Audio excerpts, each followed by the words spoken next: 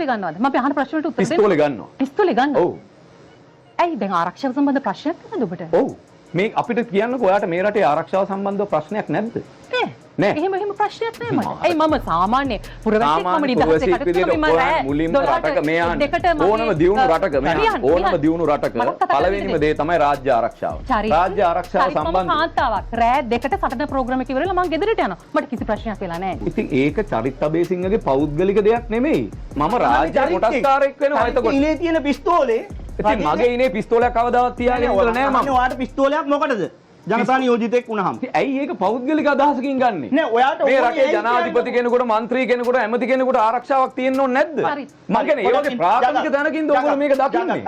හරි ප්‍රාථමිකයි. හරිම ප්‍රාථමිකයි. ජනතාව වෙන අපේ රාජ්‍ය ඔය වටන්නේ. පුද්ගලයෝ නෙමෙයි. ඔය රාජ්‍ය වටන්නේ ඔයගොල්ලෝ. ඔය ඡන්දේ ඉල්ලන ඕගොල්ලෝ හිතන් ඉන්නේ ජනතාව හරි ප්‍රාථමිකයි කියලා. ඔන්න ඔතන තමයි. නෑ ජනතාව නෙමෙයි ඔයා ප්‍රාථමික.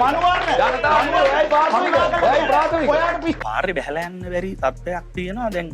අපි පහුගිය දවස්වල දැක්කම මේ CCTV වල දකින්නවා එනවා වෙඩි තියනවා යනවා මේ බයිසිකල් වලින් ඇවිල්ලා පාරේ යන මිනිස්සුන්ට වෙඩි තියනවා අපිත් පාරේ යන මිනිස්සු මේ ක්‍රොස් ෆයර් එකකට මැදිහත් වුණොත් මේ අපේ ජීවිත ආරක්ෂා කරන්න අපිට කවුරුත් නැහැ අවසානයේ ඡන්දේ කාලේ මේ ඝාතන රැල්ල අඩු වුණා මොකද කට්ටිය ඡන්දේ නිසා වෙන්නේ නැති කියලා හැබැයි දැන් මේ ඡන්ද ඉවර වෙලා දැන් ජනාධිපතිතුමා බලයට ඇවිල්ලා 3න් 2ක පාර්ලිමේන්තුවක් ඇවිල්ලා දැන් හැමතැනම වෙඩි තියනවා දකුණේ වෙඩි තියෙනවා මේ එහා පැත්තේ මේ ගල් කිස්සේ වෙඩි තියුවා